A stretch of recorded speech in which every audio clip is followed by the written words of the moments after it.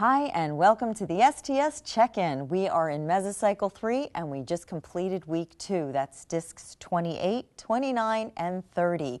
We increased our weight from the previous week by 5%, and we did 7 reps of everything.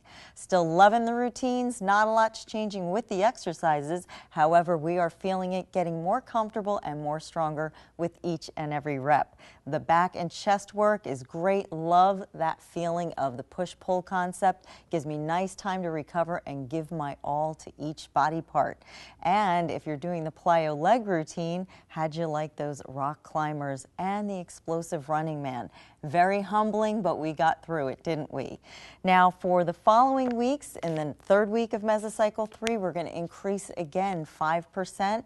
And what we're going to do is decrease our reps by 1. A lot more focus, and you are going to feel that 5% increase. Isn't a lot by number, but you do feel that increase. However, our confidence is building with every week, and we're doing great. Stay focused, stay committed, and stay with it. All right, now I'd like to, I know we've gotten some questions. People are a little ahead of us. Some of you are not, but I want to address a question that seems to be coming up a lot, and that is, where do I go after I've completed STS? And at this point, I'd like to say, if you feel very confident with the program, you know your weights, now you feel like you could really dive in and give it your all, and you feel very committed and focused, and your mind is there ready to take on another 3-month rotation, go ahead and do it. It's the perfect time to do it if you feel that ready for it. However, if you're feeling like, I've been doing this a while, I just need a little break from it, and then I'd like to do it again, that's the best remedy for you then. The best thing to do there is pull out any of your favorite DVDs and do them faithfully.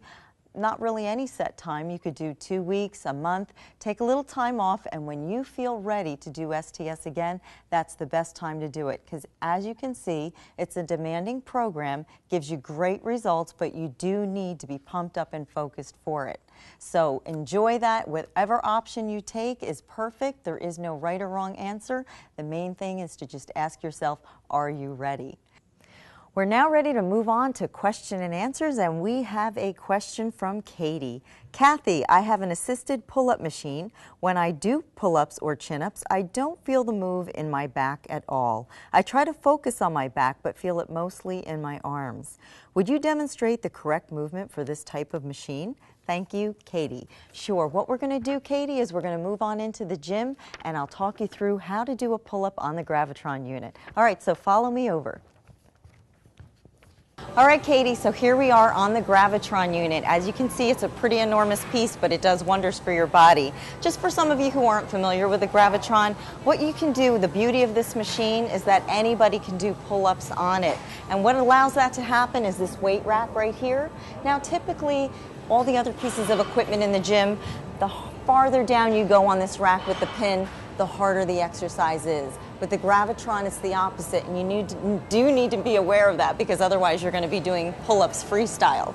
So I'm going to go down pretty far here because I want to be able to explain a lot of things to you as we go on. So I'm going to put it in probably like around 110 here. And then you step up on the unit, and you get comfortable, and you can choose very many grips here.